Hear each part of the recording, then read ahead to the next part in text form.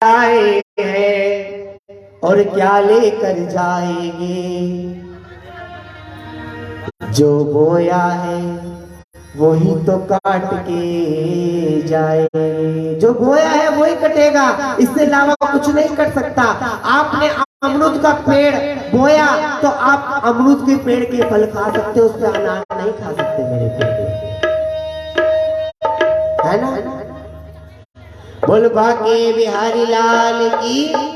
प्रेम से बोलना पड़ेगा, जोर से बोल दो, प्रेम से बोल दो।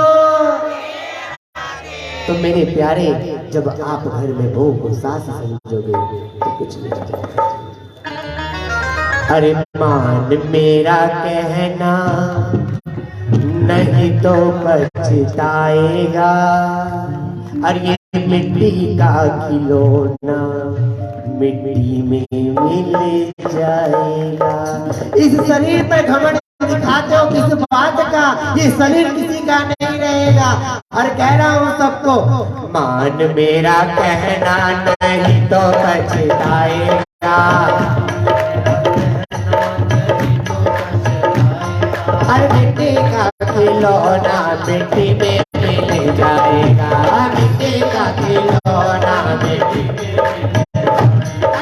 मान मेरा कहना। भैया सिद्धू भैया, ये अपनी कहना नहीं मानेंगे हमारा तो ये बाद में खुद पछताएगी।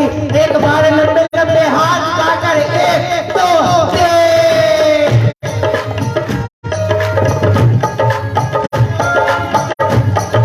राधा रानी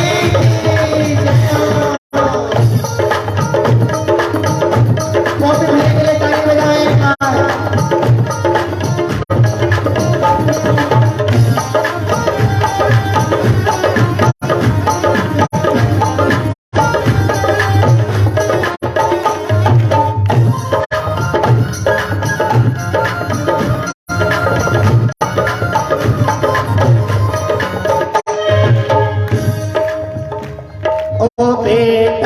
बेटा क्यों करती हो,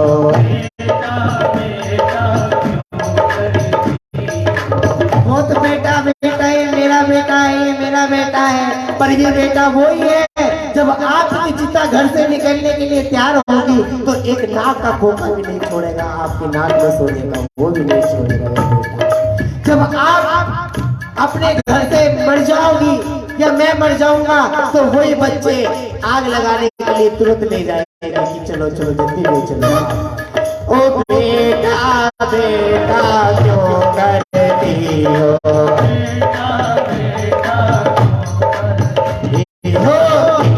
तेरा बेटा पड़ोसी बन जाएगा। तेरा बेटा, अरे मान मेरा कहना नहीं तो पछताएगा। मान मेरा कहना नहीं तो पछताएगा। हर मिट्टी का खिलौना मिट्टी में मिल जाएगा।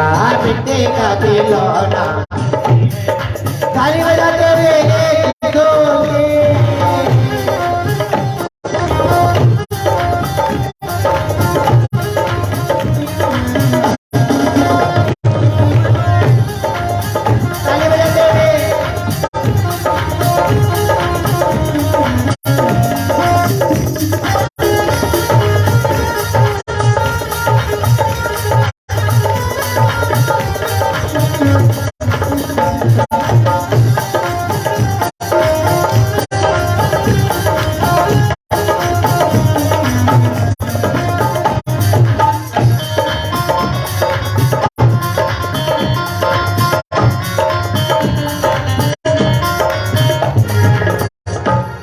एक माता रेणु मैया का सम्मान करना चाहती है। बड़ा बहुत अच्छा सोचा आपने, तो आप आ जाओ और इनका रेणु मैया का सम्मान करो। और एक बार रेणु मैया के लिए ताली बजा दो, और जोर से ताली बजाते हुए एक दो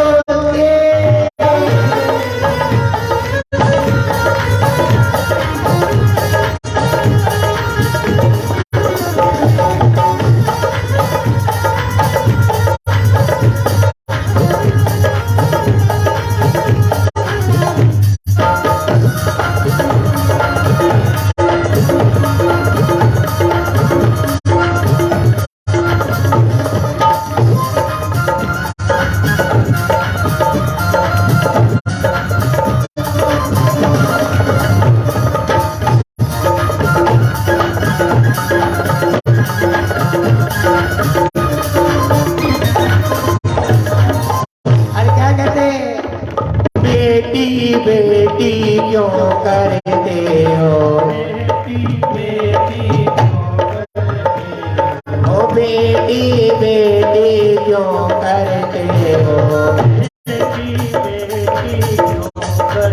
जो आजकल कहते हैं कि हम घर जमाई ले आएंगे, तो सुन लेना मेरी मैया बात है, जब आप घर जमाई लेकर आओगे, जो अपने बाप आप नहीं समझ सकता कभी भी, ये समझ लेना मेरे प्यारे। जब आपकी बेटी बाजार की ओर जाएगी, तो आपका वो जमाई तकिया लेकर और मुंह पर रखकर एक ताली बजा दो रेणु भैया के लिए, ताली बहुत बड़ी। और जैसे ही आप बाजार जाओगी, बेटी बाजार गई और क्या करा उसने, तकिया रखा और सासू का गला घोट दिया। अब बेटी घर आई तो क्या कहा कि आज सासू माँ को अटैक आ गया था, तो चलो बेच कर अब घर चलते हैं, अपने इस घर वर को बेच दो। आया ना जमाई, ओ बेटी बेटी क्यों करते हो, बेटी बेटी क्यों करते हो, आएगा जमाई उसे ले जाएगा, आएगा जमाई उसे ले जाएगा, अरमान मेरा कहना नहीं तो बचताएगा, अरमान मेरा कहना नहीं तो बचताएगा। ताली बजाते हुए श्री राधा रानी की जय हो।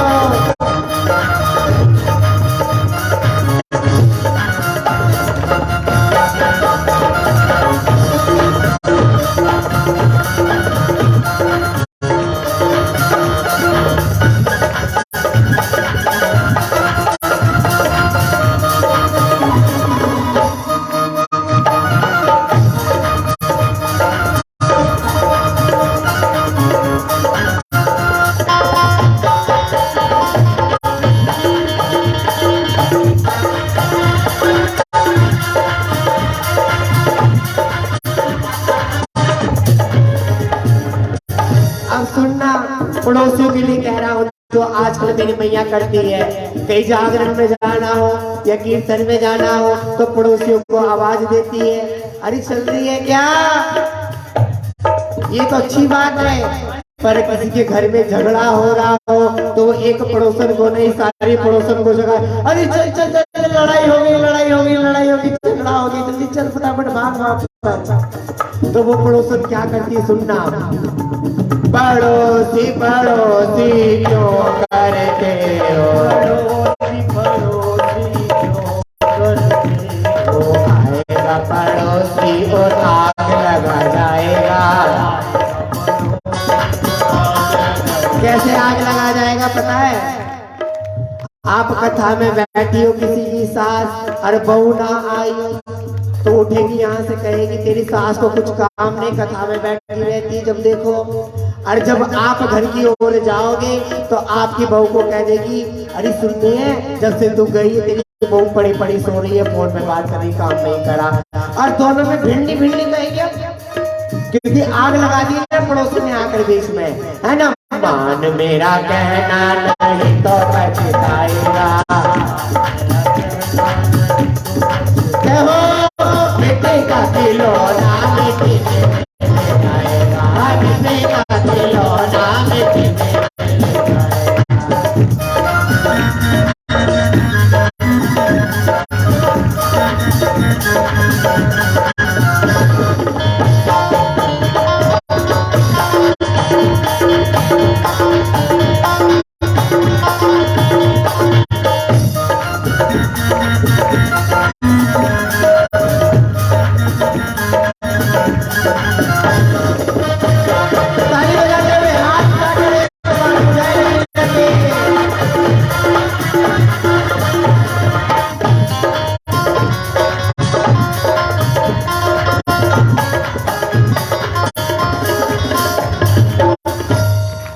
ले बताओ मेरी मैया, अच्छा और बुरा कार्य कौन कराता है हमसे, अच्छा और बुरा कार्य कौन कराता है हमसे, बुरा कार्य ये पैसा कराता है हमसे, इसके लिए बुरा कार्य कर लेते हैं। क्यों, किसी को घर पालना है, किसी को बीवी बच्चे पालने हैं, किसी को माँ पालनी है, तो किसके लिए पली, कैसे, पैसे से। तो कह रहे पैसा पैसा क्यों करते हो, ऐसा कैसा क्यों करते हो, एक दिन तेरा पैसा पराया हो जाएगा। जितनी वस्तु कमाओगे सब छोड़ के जानी पड़ेगी, है ना। एक दिन तेरा पैसा पराया हो जाएगा, एक दिन तेरा पैसा पराया हो, और मिट्टी का खिलौना मिट्टी में मिल जाएगा, मिट्टी का खिलौना मिट्टी में मिल जाएगा। और कह रहे हैं क्या, जब ले माला राम नाम की, ले माला राम नाम की, एक दूसरी माला जरूर कमाएगी, एक दूसरी माला जरूर। अरे एक बार खड़ी हो जाओ जरा, आप तो बड़ा सुंदर नृत्य करती हो मेरी मैया है, दीदी जो बैठी है आगे, खड़े हो जाओ एक बार। हमें तो जोगनिया बनाए गयोरी, हमें तो जोगनिया बनाए गयोरी, हमें तो जोगनिया बनाए गयोरी, हमें तो जोगनिया बनाए गयोरी। बोला नंद का है चलिया, बोला नंद का चलिया, हमें तो जोगनिया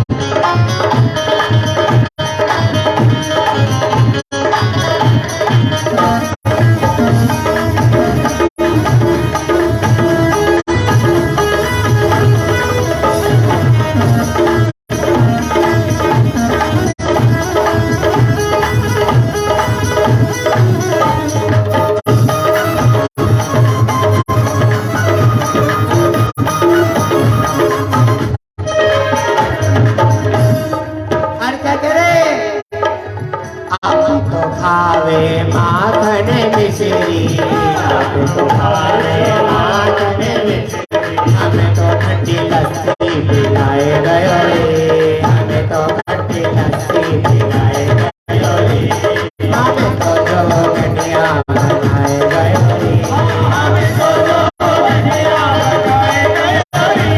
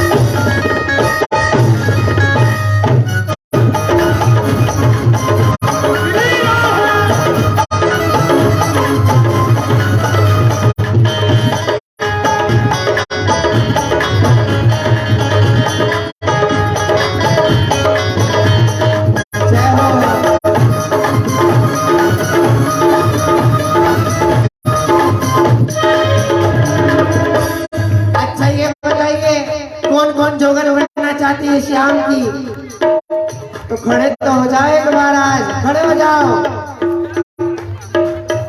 मेरा जोगन हो गई रे श्याम तेरी मस्ती में, मेरा जोगन हो गई रे श्याम तेरी मस्ती में।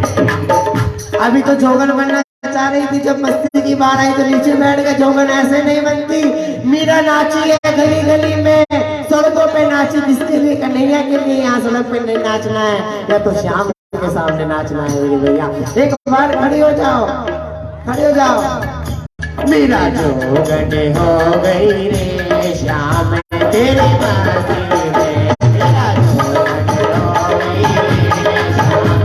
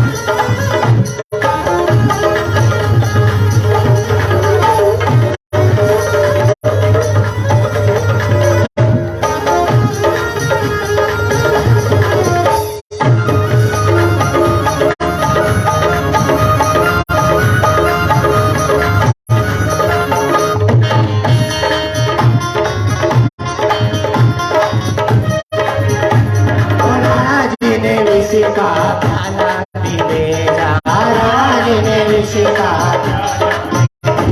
और रानी ने विष का प्याला पी मेरा, रानी ने विष का, वो तो प्रेम में पी गई रे शाम तेरे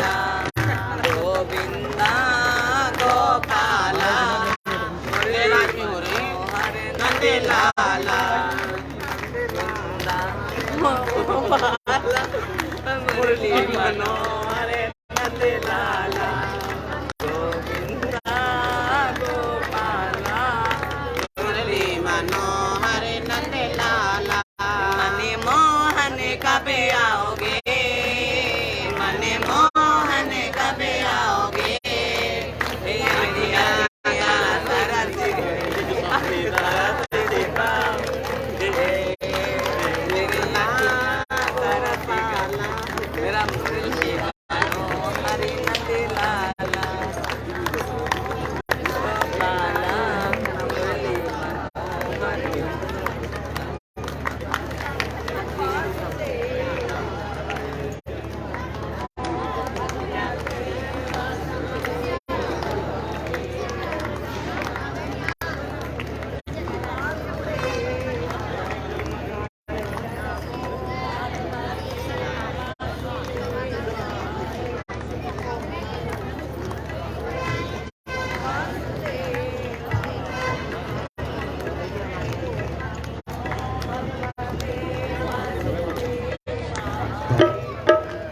बोल बांके बिहारी लाल की। और जोर से बोलना पड़ेगा मैया। एक बार हाथ उठाकर तो बोल तो कंजूसी मैया। बड़ी भगवान जी की पावन कथा चल रही है। अब सुखदेव महाराज जी का जन्म का समय आ गया है। वेद व्यास जी के गर्भ में तोते ने प्रवेश करा और तोते ने जैसे प्रवेश कर लिया तो 1 वर्ष बीतने के बाद श्रीमद् भागवत कथा सुनी। 2 वर्ष बीत गए, 3 वर्ष बीत गए, 4 वर्ष बीत गए, 5 वर्ष बीते, 6 बीते, 7 बीते, 8 बीते, 9 बीते, 10 बीते और तोते ने एक सुंदर से बालक के रूप में पूरे 12 वर्ष बाद जन्म लिया। बोलिए सुखदेव महाराज की जय। पूरे गर्भ में सुखदेव जी ने 12 वर्ष तक की श्रीमद् भागवत कथा सुनी। कितने वर्ष तक की? पूरे 12 वर्ष तक। अब वेद व्यास जी की पत्नी को कठिनाई होने लगी और वेद व्यास जी ने शंकर जी की पूजा करी। उनकी धर्मपत्नी ने शंकर जी की पूजा करी। हे शंकर भगवान, आपके डर के मारे ये बालक धरती पर नहीं आ रहा है, इसे कष्ट मुझे हो रहा है। तो शंकर भगवान ने कहा कि हे सुखदेव महाराज जी, आप बाहर आओ गर्भ में से मां के और हम मैं तो इससे कुछ नहीं कह रहा, मेरा क्रोध आपको कुछ नहीं कह रहा। क्यों? क्योंकि सुखदेव जी ने श्रीमद् भागवत कथा सुन के अमर हो गए थे। अब सुखदेव जी का आगमन हुआ, बड़ा तेजस्वी बालक और निर्वस्त्र होकर जंगल की ओर भागने लगा। वेद व्यास जी ने कहा, कहाँ जा रहे हो? अरे मैंने तो मान लिया है कि संसार में कोई किसी का है ही नहीं। कैसे मान लिया है? ये कथाएं तो बता रही है संसार में कोई किसी का नहीं है, तो मैं अभी से सन्यासी बनता हूँ। सुखदेव जी महाराज जंगल की ओर भाग तपस्या करने चले गए और वेद व्यास जी की पत्नी पीछे उस बालक को रोकने के लिए गई, पर वह नहीं रुकी। अब सुख मतलब तोता, संस्कृत में कहते हैं सुख का मतलब होता है तोता। अब तोता कौन सा फल चखता है पेड़ पर? बताइए, कोई बता सकता है? जब पेड़ पर आम लग जाए और तोता खाने के लिए जाए तो वो पहले सबसे पहले आम देखता है कौन सा? मीठा। केवल किससे देखता है? सुगंध से सूंघता है वो, केवल सुगंध से। अब जब ये भी तोते ने चखी है तो ये भी मीठे से कम नहीं है, इसलिए सुखदेव जी ने सुना है ये भी बड़ा मिठास का फल है और रस भरा फल कौन नहीं खाना चाहता? बताओ मेरी मैया, खाने चाहोगे ना तो प्रेम से बोल दो राधे। तो अब सुखदेव जी का आगमन हुआ। वेद व्यास जी ने कहा, सुना दी कथा से आ रहा है। किसी जी ने पूछा कि सुखदेव जी का आगमन हो गया। मैं आगे की कथा सुनना चाहता हूँ, मेरी बड़ी इच्छा है और सुनाइए आगे। कहने लगे कि मैं सुनाता हूँ आपको आगे की कथा। ओ नारद वसारता देवकान दासी विराजते शरदानम नारगे।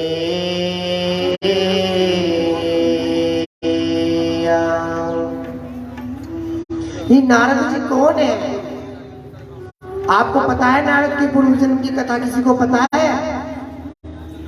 किसके पुत्र हुए ये? दासी के पुत्र। मैया के लिए ताली बजा दो, नहीं याद है? ताली बजा दो।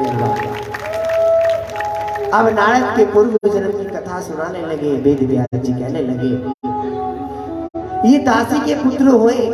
और दासी कौन थी?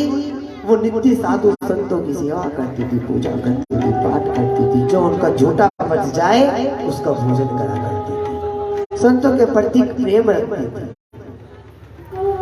अब दासी के एक पुत्र ने जन्म लिया, बड़ा सुंदर पुत्र हुआ। अब जब पुत्र हो गया तो वो धीरे धीरे बड़ा हो गया। अब दासी के सांप ने काट लिया था, उससे उसकी मृत्यु हो गई। तो अब दासी का पुत्र ने, क्यों जब उस गर्भ में था तो उस कथा सत्संग सुना करती थी गर्भ में रहकर अपने बच्चे के लिए। तो वो संन्यास लेकर वो जंगल की ओर गया और ओम नमो भगवते का जाप करते करते आज नारद जी को पूर्व जन्म भगवान का मिला। बोली नारद देव की जय। तो कहा सुनादी का 88,000 जी ने कहा बड़ी पावन कथा चल रही है, बड़ी कोमल कथा। अब मैं आपको आगे की कथा सुनाता हूँ, सो ध्यान से सुनना।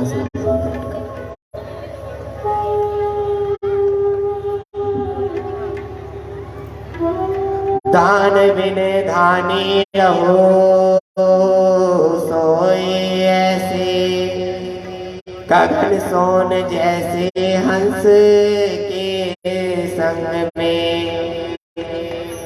जल के किनारे निकावे सरोना महाभारत योद्ध। कहा है कि मैं आगे की कथा सुनाता हूं। महाभारत युद्ध हुआ, ये द्वापर में हुआ था। कब हुआ था महाभारत युद्ध? द्वापर में। युग कितने हैं मेरी मैया? 4। कौन कौन से? सतयुग, त्रेता युग, द्वापर, कलयुग। कितने युग है? ओ मैया प्रेम से बोल दो एक बार। अरे मैया और जोर से बोल दो। मेरी मैया को तो किसी को पता है युग, किसी को पता भी नहीं युग। पता था तुम्हें युग? अच्छा बताओ कलयुग की आयु कितनी है? कौन बता सकता है कलयुग की आयु? तुम मत बोलो, जल्दी बताओ कलयुग की आयु कितनी है? मैया क्या बात, तुम्हारी आयु कितनी है? ज्यादा ना ज्यादा तो 100 तो जी जाएगी। इच्छा तो यही है 100 की, पर किसी की इच्छा ये भी है कि पोता हो जाए तो पोते का ब्याह देख जाए, और पोते की बहू आ जाए तो पर पोता भी देख जाए। इच्छा ऐसी भी है। कलयुग की आयु है केवल 4,32,000, केवल 4,32,000। कलयुग को कितना समय हो गया है अभी भगवान को धराधाम भेजाने का? 5,500 कलयुग को हो चुके हैं। अभी प्रथम चरण है कलयुग का केवल। जब घोर कलयुग आ जाएगा तो घोर कलयुग में मनुष्य को खाएगा, ना कोई माँ रहेगी ना कोई बहन रहेगी। कलयुग का प्रभाव ऐसा हो जाएगा। कलयुग में जो जिसे देखेगा वो उसे खाएगा मार मार के। अभी घोर कलयुग नहीं आया। कुछ देश आज भी हमारे इंडिया में ऐसे, भारत में कुछ देश ऐसे हैं जैसे नागालैंड में इंसान को खाता है। कुछ देश आज भी ऐसे हैं। अभी केवल 5,000 वर्ष हुए कलयुग को, और ज्यादा वर्ष नहीं हुए कलयुग को। अब भैया द्वापर युग में महाभारत युद्ध हुआ। किस कारण हुआ था महाभारत युद्ध? बताइए, कौन बता सकता? द्रौपदी। 5 पांडव कौरवों से अपनी द्रौपदी हार गई। सब दांव पे लगा दिया। सब कुछ 5 पांडवों ने दांव पे लगा दिया। राज्य, सिंहासन, अपनी पत्नी भी नहीं छोड़ी। यहाँ तक कि तो उसने सारा धन दौलत भी लुटा दिया, और अपनी पत्नी भी उन्होंने नहीं छोड़ी। अब द्रौपदी को बीच सभा में खड़ा कर दिया और दुशासन ने उनकी सारी खींच शुरू कर दी। द्रौपदी कह रही है, अरे कैसे पति हो, मेरी लाज जा रही है पर तुम मुझे नहीं बचा रहे। आज मैं इस बड़ी सभा में मेरी लाज लूटी जा रही है और तुम मुझे बचाने के लिए नहीं आ रहे। द्रौपदी पूरे परिवार की ओर बढ़ती है, अरे आप तो मेरे पिता के समान हो, आप भी मुझे ऐसे देख रहे हो। तो उस पिता ने भी ऐसे वो कर लिया।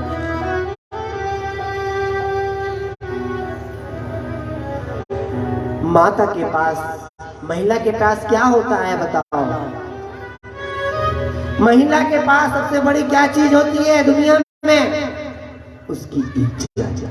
और जब उसकी इज्जत ना रहे तो वो कहां जाए? आज द्रौपदी भैया सबको देख रही है, निहार रही है, और सबकी ओर निहारते निकाल के पुकार रही है कि तुम तो बचा लो। जो भी जिसे देखे द्रौपदी वो उसी नीचे की तरह मुंह कर बैठ जाए। आज भी कलयुग में हमारी द्वापर की द्रौपदी नहीं, आप भी कलयुग में जाने कितनी द्रौपदी है जिनकी इज्जतों की लाज जा रही है, कोई बचाने नहीं आता उनकी लाज भी। आज भी कलयुग में ऐसा द्रौपदी। जब एक बेटी कपड़े पहन के निकलती है, बढ़िया सज के निकलती है, तो उसे हैवान देखते हैं, सड़क पे बड़ी गंदी निगाहों से देखते हैं। जब अपने भाई के साथ चलती है एक बहन, तो उसे सब लोग कहते हैं इसका बॉयफ्रेंड है। आज भी ऐसी थिंकिंग रखते हैं लोग कलयुग में।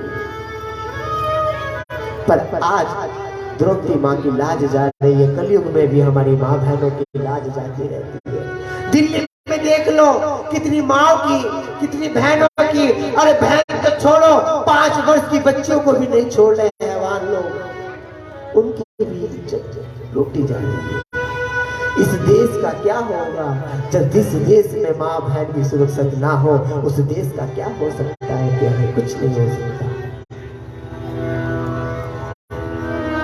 और तो और एक बेटियों को कोक में मारा जाता है, कोक में मारा जाता है। किसको? बेटियों को। पता चल जाए कि हमारे बेटी होने वाली है तो अभी जाएंगे डॉक्टर के पास, उसकी भी हत्या कर देंगे, आने से पहले इसकी हत्या हो जाएगी। कलयुग का दौरान ऐसा हो गया है। पर मेरी मैया, मैं एक बात कहता हूँ, आपका बेटा पानी देना दे, पर अपनी बेटी ससुराल से आकर आपको पानी दे देगी, पर आपका बेटा पानी नहीं दे सकता। मेरी मैया आपको पानी नहीं दे सकता।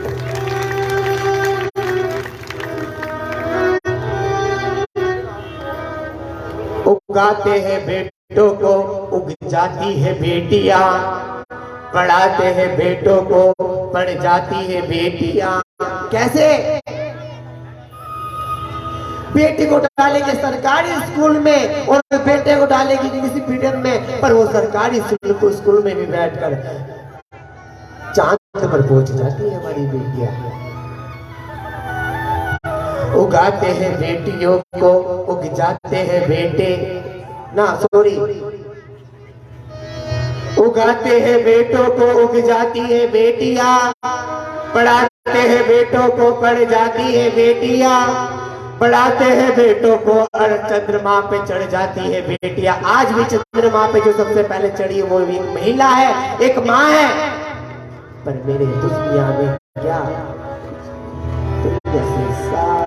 बेटियों के लिए दुख है।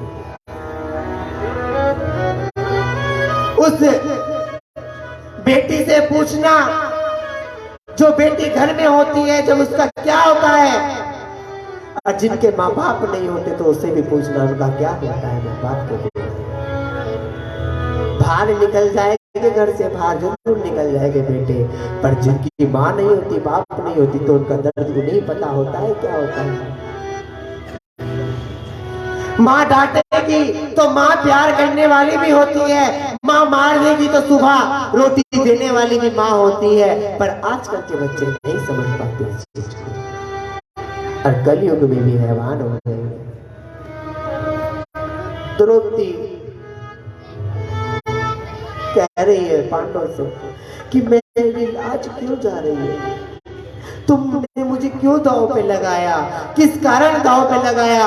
मैं तुम्हारी पत्नी हूँ और तुमने मुझे दांव पे लगा दिया। और दुशासन उसकी साड़ी खींचे जा रहा है और खींचे जा रहा है और कह रही मैं किसको बुलाऊं, किसको बुलाऊं, किसको बुलाऊं, किसको बुलाऊं? कोई नहीं दिख रहा उसे, कोई भी दूर तक की नहीं दिख रहा।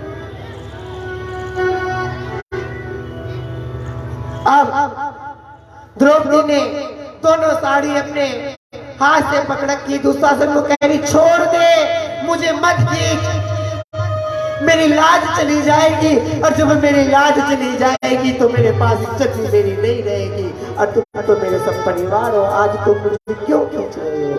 पर द्रौपदी ने एकदम पकड़ा रखा और खींची जा रही है साड़ी, खींचे जा रही है साड़ी, खींचे जा रही है साड़ी, खींचे जा रही है साड़ी, खींचे जा रही है साड़ी, और जैसी हाथ कर कर कन्हैया को पुकारने लगी, कन्हैया, एक बहन की लाज जा रही है और तू आजा, और कन्हैया को बुलाने लगी।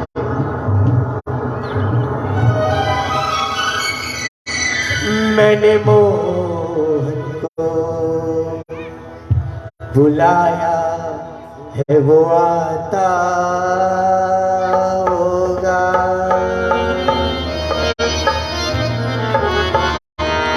मैंने मोहन को बुलाया है, वो आता होगा।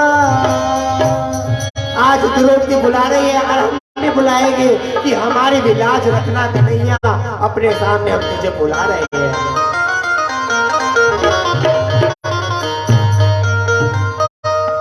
ओ मैंने मोहन को बुलाया, ताली बजाते हुए वो आता होगा।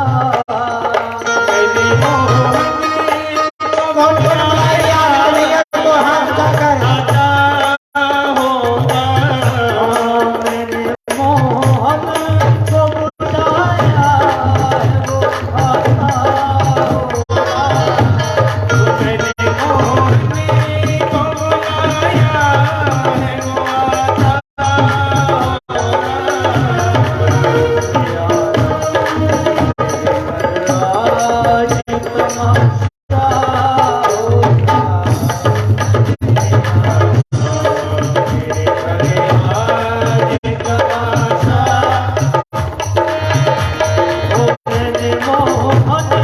को बुलाया, वो आता होगा। मैंने मोहन को बुलाया, वो आता ताली बजाते हुए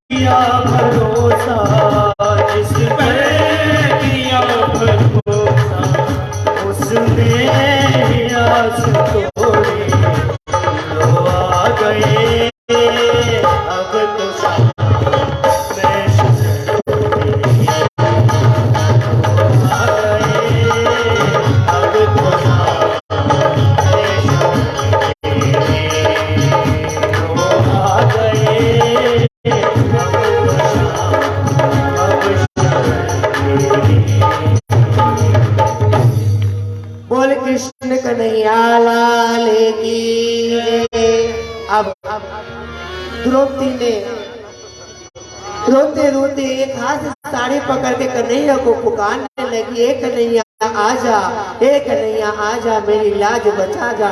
पर कन्हैया नहीं आया। अब रुक्मणी कहने लगी कन्हैया जी से, एक कन्हैया तुम्हारी बहन तुम्हें पुकार रही है, तुम नहीं जा रहे हो। तो कहा कि अभी से मेरे ऊपर विश्वास नहीं है, और जब इसे विश्वास हो जाएगा तो दोनों हाथ मुझे उठाकर बुला लेगी। तो कहा जैसे दुशासन ने जोर लगाया साड़ी पर, तो अब दोनों हाथ छूट कर कहने लगी कन्हैया अब तो मेरी लाज बचा ले। और कन्हैया दौड़ते हुए ऐसा चीर बढ़ाया, ऐसा चीर बढ़ाया, दुशासन थक गया साड़ी को खींचते खींचते। आज कन्हैया ने उसकी लाज बचा दी। कौन कहता है भगवान नहीं आते? भगवान को बुलाना नहीं आता है आप लोगों को। एक धन्ना भक्त हुए झांसी, सुनना ध्यान से। एक धन्ना जी हुए और एक धन्ना रोज यही बात कहता था किसे, कि राम भरोसे, राम भरोसे, सब राम भरोसे। अब धन्ना की विवाह बेटी का होने जा रहा था, पर पैसा एक भी घर में नहीं था। अब कहने लगे, सुनना ध्यान से मेरी मैया, ये बहुत अच्छी कथा है, ये कोई ज्यादा वर्ष पुरानी नहीं है, ये केवल 90 साल पुरानी कथा है। 90 साल कलयुग की कथा है। अब धन्ना कहे कि राम भरोसे, राम भरोसे, राम भरोसे, राम भरोसे, राम भरोसे, राम भरोसे। अब धन्ना ये बात कहता, जिसको भी कहता क्या, राम भरोसे, राम भरोसे। अब एक दिन पत्नी ने कहा कि बेटी का विवाह आ रहा है, कम से कम कुछ पैसे तो लिया। तो उसने कहा कि राम भरोसे, अरे ये राम के तुम्हारा बेटी का विवाह कर देगा? हाँ मुझे राम भरोसे, राम भरोसे, राम भरोसे। जो भी कहे, क्या कहे, राम भरोसे, राम भरोसे, राम भरोसे। अब लगन जाने वाला था, लगन की चिट्ठी जाने वाली थी, लगन की जो चिट्ठी जाने वाली थी, तब भी उसने कहा क्या, राम भरोसे, राम भरोसे, राम भरोसे। अब पत्नी को गुस्सा आ गया और पत्नी ने राम जी की तस्वीर उठाई और बाहर फेंकने लगी कि जा राम, जब तुम्हें पैसा मिल जाए तो इस राम के साथ जब इस घर में घुसना, इससे पहले घर में अंदर मत आना। अब धन्ना जी बड़े परेशान हो गए कि ये क्या हुआ, पर धन्ना को किस पे विश्वास था? ओ मैया, किस पे विश्वास था? राम पे। अब धन्ना जी ने एक सेठ से 50,000 रुपए ब्याज पर लिए। कितने? 50,000। कहा कि जैसे मेरी बेटी का विवाह हो जाएगा तो वैसे ही मैं आपके पास इस पैसे को ब्याज सहित लौटा दूंगा, मूल सहित ब्याज दे दूंगा। ठीक है। अब धन्ना बड़ा सीधा साधा था, तो धन्ना की बेटी का विवाह हुआ। बेटी के विवाह में जो धन आया, कन्यादान में आया, जो भात में आया, तो वो धन को लेकर 50,000 लेकर वो जाने लगा देने के लिए। अब जैसे वो आगे देने के लिए जा रहा था, तो वैसे ही अब वो पर्ची बनाने लगा कि लो भैया तुम्हारे पैसे आ गए। तो उसने कहा, धन्ना ने सीधा था कि राम भरोसे मैं क्या करूंगा इस पर्ची का, मैं तो राम भरोसे हूँ। चला गया। अब सेठ के मन में बदी आ गई। जब सेठ के मन में बदी आ गई तो सेठ ने क्या करा, सेठ ने पुलिस को रिपोर्ट लिखा और आज धन्ना के पास पुलिस चली गई। धन्ना के पुलिस ने हथकड़ी लगाकर चलने लगी। तो पत्नी कहती चलते चलते, देख आज तेरे राम ने तुझे जेल में भेज दिया है और अब भी तू उस जेल में राम को याद करते रहना। तो उसने चलते चलते भी यही बात कही कि राम भरोसे। कहा तेरा राम अब भी नहीं तुझे छुड़ाने आएगा तो कब आएगा? कहने लगा राम भरोसे। अब अदालत में बुलाया, जज जी कहने लगे कि आपने पैसे चुराए, आपने पैसे नहीं दिए। कहा दिए हैं राम भरोसे। जब वहां पैसे दिए कोई था? राम था। अब जज पढ़ा लिखा था, बड़ा डिग्री पा रखी थी जज ने। तो जज ने क्या करा, एकदम से बढ़िया राम के लिए आपने कहा कि जाओ इसके संबंध कार्ड तो कोई राम नाम की चिट्ठी है, इसकी गवाही देने आ जाएगा और जाओ गांव में डाके की तरह बुझवा दो। अब संबंध कट गए किसके? आज राम के। अब कोई राम हो तो आवे भी, और जब कोई राम है ही नहीं तो कौन आवे? अब डाकिया लेकर चिट्ठी गया, डाकिया ने आवाज दी, अरे राम राम राम राम। और गांव में कोई राम हो तो आवे भी। तो किसी ने कहा, चाय वाले बाबा ने, अरे भैया यहाँ कोई राम नहीं रहता, राम आदमी कोई, राम का नाम का आदमी कोई नहीं है। अच्छा। तो उसने चिट्ठी लेकर चलने लगा तो पुजारी जी मंदिर पे से उतर रहे थे। राम जी यहीं रहते हैं क्या? हाँ हाँ राम जी तो यहीं रहते, वो कहाँ जाएंगे अपना घर छोड़कर? पुजारी सीधा था, उसे क्या पता कौन राम की बात कर रहा है कौन नहीं, कि आज कोर्ट से चिट्ठी आई है राम के लिए, राम को दे देना। ठीक है राम को दे देंगे। अब जो राम को चिट्ठी देने के लिए गए तो आज पुजारी जी कह रहे, राम जी फूल देखे आते हुए जगत से, मिठाई देखी जगत से आते हुए, वस्त्र देखे, आभूषण देखे, पर पहली बार मैं ऐसा देख रहा हूं एक कोर्ट से तुम्हारे लिए चिट्ठी आई है और तुम उस भक्त की लाज रखना जिसने तुम्हारे लिए भेजी। ठीक है। अगला दिन सुबह हुई, पढ़ते हुआ, सूर्य उदय हुआ, चिड़िया चींची करने लगी और कोर्ट में आवाज लगी कि धन्ना आज तुझे फांसी हो जाएगी, तेरा कोई गवाह नहीं आया तो आज पत्नी ने बीच सभा में खड़ा होकर कहने लगी, देख तेरे राम ने जो नहीं होना चाहिए था वो भी करा दिया। आज मेरा पति मुझसे छीनने जा रहा है राम, आज मेरा पति फांसी पे चढ़ जाएगा। पर धन्ना को किसमें विश्वास था? किसमें विश्वास था? राम। धन्ना कहने लगा पत्नी को, रोवे मत, एक भी आंसू मत बहाना और राम भरोसे छोड़ दे तू मुझे। कहने लगी, राम भरोसे छोड़कर आज मैं तुझे देख रही हूँ, फांसी के तख्ते पे जाने वाले हो तुम, और अभी तुम उस राम को याद कर रहे जो किसी में आया नहीं। जज ने कहा कि पेशकार आवाज लगाई जाए राम को, राम हाजिर हो, राम हाजिर हो, राम हाजिर हो। अब कोई राम हो तो आ जाए, जब कोई राम नहीं तो अब जज ने कलम उठा ली और कलम उठाकर एकदम लिखने के लिए फांसी पे जा रहे थे। तो कहा पेशकार ने कि एक बार और आवाज दे ले क्या? हाँ एक बार और आवाज दो। राम उपस्थित हो तो वहां एक लाठी वाला बूढ़ा आया, 3 बार लाठी मारी की। हाँ हाँ बताइए क्या है? तो कहा कि जब आप कटघरे में आ जाओ, आज एक भक्त के लिए भगवान कटघरे में आ गए। भी भगवान नहीं थे, उन्हें पता नहीं था किसी को भगवान थे। तो कहा कि क्या बात है,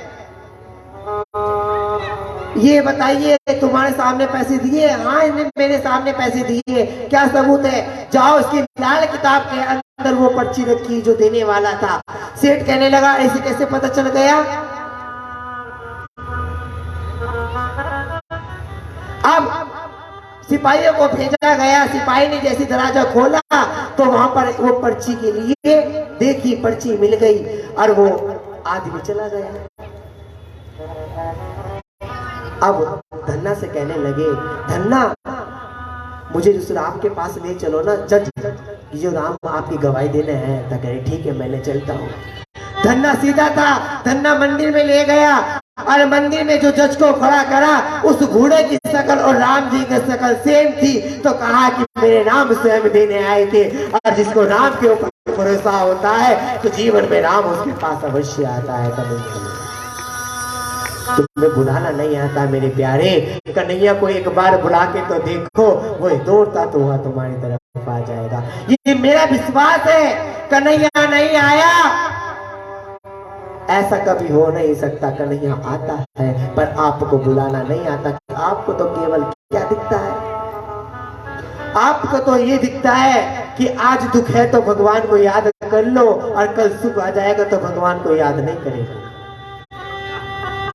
हम लोग बड़े स्वार्थी हैं, बड़े स्वार्थी। बस केवल क्या करते हैं हम लोग, जब हम पे दुख आ जाए तो जय माता की, जय राम की, जय कन्हैया की, जय उसकी। और जब हम पे सुख आ जाए तो किसने राम ने करा दी तो मैंने करा। इसीलिए इसी प्रकार मेरे कन्हैया किसी घर नहीं आते। और जो कहता है सुख में भी राम को याद कर ले तो उसके पास कभी दुख नहीं आता, और जो दुख में भी राम को याद करे तो उसके पास कभी सुख नहीं आता। मेरे प्यारे, कभी सुख नहीं आता। प्रेम से बोलना पड़ेगा एक बार, जोर से बोल दो। तो आज जब द्रौपदी की लाज जा रही थी, कन्हैया आ गए और कन्हैया ने कहने लगे कि क्या मांगती है, जाओ इस पूरे कौरव को आप आज खत्म कर दो। जब माता कोई अपनी पर आ जाए तो वो चंडी रूप धारण कर लेती है, कोई दुर्गा बन जाती है। जब माँ अपनी पर आ जाए, आज एक द्रौपदी ने पूरा महाभारत युद्ध करा दिया। और ये बताओ मेरी मैया, दुर्गा मैया के 8 हाथ क्यों हैं, अष्टभुजाएं क्यों हैं माता? माँ अष्टभुजा क्यों कहलाती है देवी, बता सकता है क्यों? 4 धर्म है, शूद्र, ब्राह्मण, वैश्य और बताओ,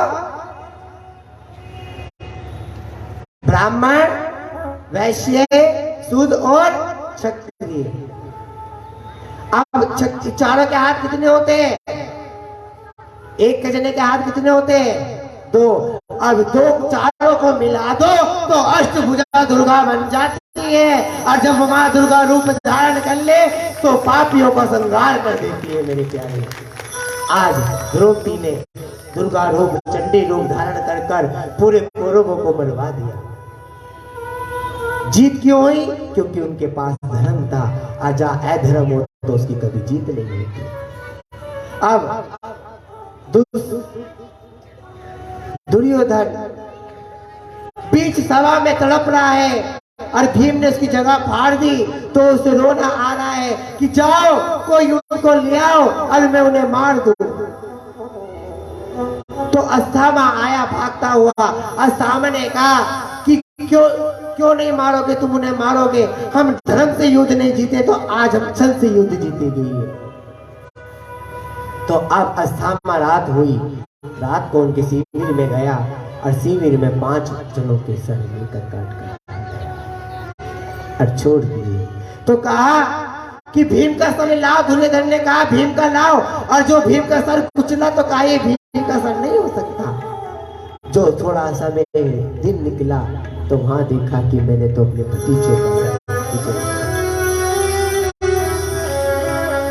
उधर द्रौपदी जा रही थी अपने पुत्रों को उठाने के लिए, पर द्रौपदी ने देखा कि आज मेरे पुत्रों के सर तो पड़े हैं, धड़ तो पड़े हैं, पर इनके सर नहीं है।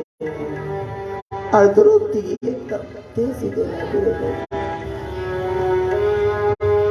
कहने लगी, हे स्वामी, हे दीनानाथ, हे कन्हैया, ये मैं क्या देख रही हूँ जीते जी। आज मेरे पुत्रों के धड़ तो बड़े हैं पर सर नहीं, कौन लेकर आया इनके सर। आज भी कलयुग में ऐसी माँ भी है, जब बेटा फौज में जाता है, एक माँ कहती है जब बेटा फौज में जाता है तो उसका बेटे का पता नहीं कि वो आएगा नहीं आएगा, पता नहीं रहता उसके बेटे का। पता है जब बेटा फौज में जाता है तो एक माँ की दिल्ली की घटना बता रहा हूं मैं आपको। जब माँ के पास बेटे को लाया गया तो बेटे का ना सर था उसका, ना हाथ थे, ना उसके पैर थे। तो माँ ने जवाब दिया, अरे बोझियो, जब मेरा बेटा गया था तो 1 इंच कम नहीं लिया था, पर आज मेरा बेटा घर पर आया है तो ये तो पूरा भी नहीं, इसे मैं कैसे वापस ले लूं प्यारे, इसे कैसे वापस ले लूं मैं। तो मारो, जिस माँ के बेटा नहीं होता वो भी कितनी परेशान होती है कि आज हमारे भी बेटा होता। जिसे बहन के भाई नहीं होता वो भी बहन परेशान होती है कि मैं किसके राखी बांधने जाऊं, किसके क्या करूं। आज द्रौपदी रो रो के माँ वो होती है कि जो 10 बच्चों को पाल देती है माँ, और 10 बच्चों से पलती नहीं एक माँ भी वो माँ होती है।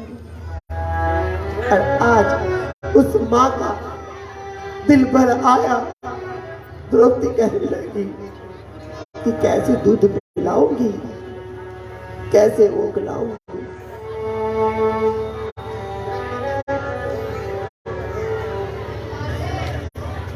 एक नाम नहीं लूंगा, एक माँ, जब आपके यहां से कथा करके गया था मैं, तो मेरी कथा सुल्तानपुर तिलकसर के पास पड़ता है सुल्तान। अब एक माँ मिली मुझे, और माँ मिली तो माँ बताने लगी इनके पिता 5-5 वर्ष की उम्र में इन्हें छोड़कर चले गए थे, और मैं बहुत दूर जाया करती थी। सच्ची बात बता रहा, कोई झूठ नहीं, भागवत हाथ रख के कह रहा हूं, झूठ नहीं बताऊंगा कभी भी कुछ बात। तो कहने लगी कि मैं ना पूरे 16 किलोमीटर सरकारी स्कूल में रोटी बनाने जाया करती थी बच्चों की, और मैंने अपने बच्चों को पाल पाल के बड़ा कर दिया। पर आज एक को मैंने बस का कंडक्टर बना दिया और दूसरे को मैंने पुलिस बना दिया, पर आज वो बच्चे मुझे नहीं पालते। कहने लगी कि जिनके खातिर मैं 15 किलोमीटर चल के जाया करती थी ना, तो वो आज मुझे पूरे सुल्तानपुर में भीख मंगवाते हैं, घर घर भीख मंगवाते हैं, नाली में खिला खिला के मुझे खिलाते हैं। तो वही बच्चे जिनके लिए मैं रोटी लाया करती थी। कह रही एक दिन की बात बताऊं, दूसरी जिंदगी की बताओ। जब मैं दिवाली का समय था और बहू ने पनीर बना रखा था बड़ा सुंदर, तो मैंने बहू से मांगा तो बहू ने जाकर वो पनीर की कटोरी नाली में कहते कि खा इसे अपने। ऐसे ऐसे हालात है दुनिया में, देश में, भारत में, हमारे दुनिया के ऐसे ऐसे हालात है। कहने लगी एक समय की बात बता रही हूँ, मैंने बच्चों के लिए रोटी वहां से छुपा छुपा के रखी है और मैं भूखी नहीं हूँ कई कई दिन, और आज जिस बच्चों को मैंने रोटी अपने पेट की खिलाई थी, आज वही बच्चे मुझे अब भी भूखा मार रहे जब अपने पैरों पे मैंने खड़ा कर दिया। कहने लगी इतनी बड़ी बात नहीं है, और बताती हूँ। एक दिन की कहने लगी कि घर में मेहमान आए, बड़े बड़े अफसर आए, और मैंने पार्टी करी, और पार्टी में मेरे बच्चों ने मुझसे गिला गिलास झूठे उठवा उठवा कर सबको पानी पिलाया। और जब उन्होंने पूछा कि ये कौन है तो घर की नौकरानी बताया, मुझे मेरे तो इतना दर्द बंद है कि इस बच्चों को पाल कर अपने हाथ से बड़ा कर दिया था, क्या गलती कर दी थी।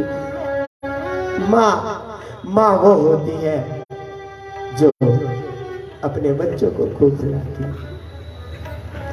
जिसकी माँ नहीं होती तो उससे पूछ कर देखना माँ का दर्द क्या होता है, पता है। माँ अपने बेटों के 10 झूठ छुपा लेती है, झूठ भी। माँ ना चाहे बेटा को कुछ भी हो, चाहे बेटा कहीं भी चला जाए, चोर बन जाए, डकैत बन जाए, माँ उसे फिर भी पाल लेगी। पर माँ को 10 बच्चों से एक माँ नहीं पलती। माँ को छोड़कर चल देते आगे कि हमारी माँ नहीं है प्यारी।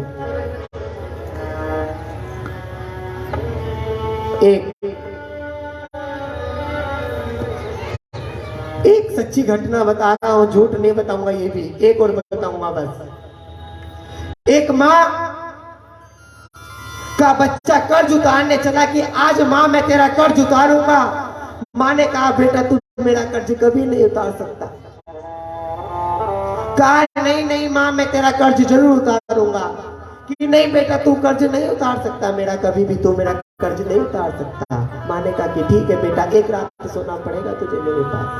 कहा ठीक है भैया, मैं एक रात सोऊंगा तेरे पास। अब माँ बेटे को उठाए 10 बजे कि बेटे मुझे पानी पिला दे।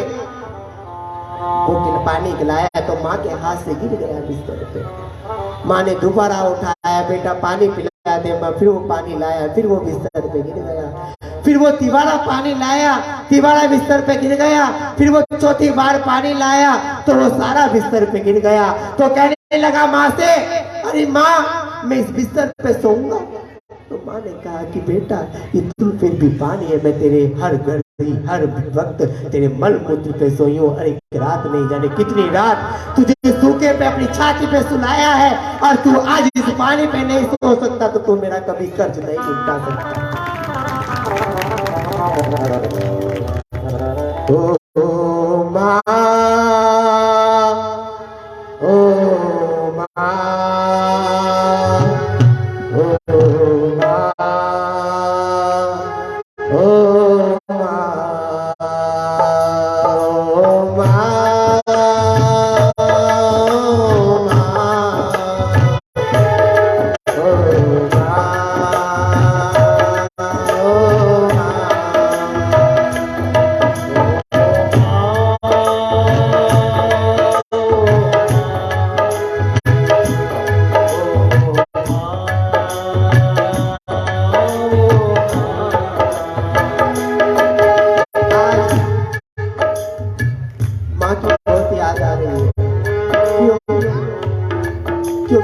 कई सारा हाथ जो आज मुझे गद्दी पर बैठाया। जब मैं पढ़ाई के लिए जा रहा था तो मेरी माँ मुझसे बहुत प्यार करती थी, बेटा दूर मत जा, बेटा दूर मत जा। पर जब आज मैं पढ़ाई कर बैठ गया तो बेटा से कहने लगी कि मैंने तो उसी टाइम समझा था कि तू मेरे पास नहीं रहेगा, तू मुझसे दूर रहेगा। पर आज मेरी माँ मुझे लाइव देख रही होगी बैठ कर अपनी, तो मैं अपनी माँ के लिए गा रहा हूँ, किसी के लिए। तुम भी अपनी माँ के लिए गाना और किसी के लिए मत गाना। मेरी माँ ने मुझे पता कैसे पाला, आटे का दूध पिला पिला के मुझे पाला है, मुझे पता है। एक बार मेरे पिता ने मेरी मम्मी को मुझे बाहर निकाल के, सर्दी का टाइम था, सर्दी के टाइम में बाहर निकाल कर